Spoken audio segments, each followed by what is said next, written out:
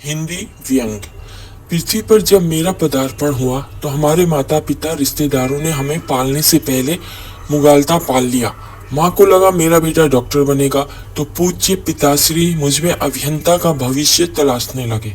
बड़ी बहन आईएएस का तो बुआ वर्दीधारी बनने की गैर आधिकारिक घोषणा तक कर बैठी। सभी को हमारे गीले नैपकिन और कच्चे के बजाय सूखे करियर की चिंता ज्यादा थी। नामकरण षष्ठी पूजा के दौरान पंडित जी को न जाने प्रभु श्री कृष्ण की तरह हमारे मुखमंडल में कौन सा प्रमाण दिख गया कि उन्होंने तत्क्षण ही मुझे भविष्य में बड़ा आदमी बनने की घोषणा कर डाली। बहरहाल उम्र बढ़ने के साथ साथ मेरे मन मस्तिष्क में जीवन का लक्ष्य गिरगिट और दर बदलू नेता की तरह समय और परिस्थितियों के अनुरूप परिवर्तनशील रहा। मुझे सबसे ज्यादा किसी ने प्रभावित किया तो वो था सरकारी बाबू। फिर क्या किशोरावस्था में ही हमने सरकारी बाबू बनने की कसम खा ली।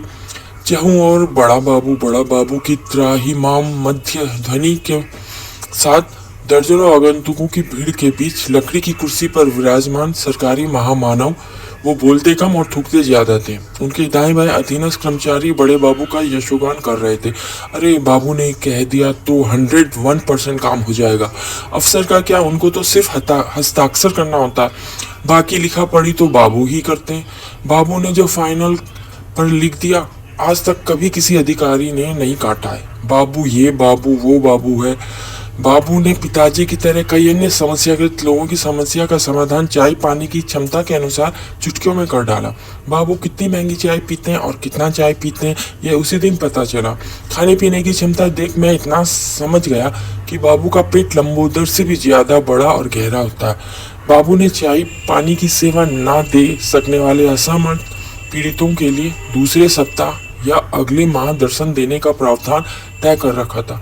बड़े बाबू का रुतबा और जलवा देख मैंने यूपीएससी, बैंकिंग, रेलवे की बजाय राज्य कर्मचारी चयन आयोग के एलडीसी यूडीसी पद की वैकेंसी पर बगुला की तरह निगाहें टिका दी। बड़े बाबू का काम निष्पादित करने की जो गति होती है, मैंने प्रतियोगिता परीक्षा की तैयारी भी उसी रफ्तार से जारी रखा। किंतु हमारी किस्मत भी विजय माल्या की तरह धोखेबाज निकली। पेपर अच्छा नहीं जा सकने के कारण दर्जनों बार पीटी तक पास नहीं कर पाया, और जब कभी पेपर अच्छा जाता तो पता चलता कि परीक्षा पूर्वी प्रश्न पत्र व्हाट्सएप के माध्यम मार्केट में उपलब्ध हो जाया करता था। 2 महीने बाद एक दिन पिताजी हाथों में अखबार लेकर हड़बड़ाते हुए मेरे पास पहुंचे। उनके हाथों में अखबार देख मैं समझ गया कि रिजल्ट घोषित हो गया है। मैंने झट से पिताजी का चरण स्पर्श कर आशीर्वाद लेना चाहा। अरे पहले यह खबर तो पढ़ लो। पिताजी ने आशीर्वाद की बजाय ज्ञान दिया।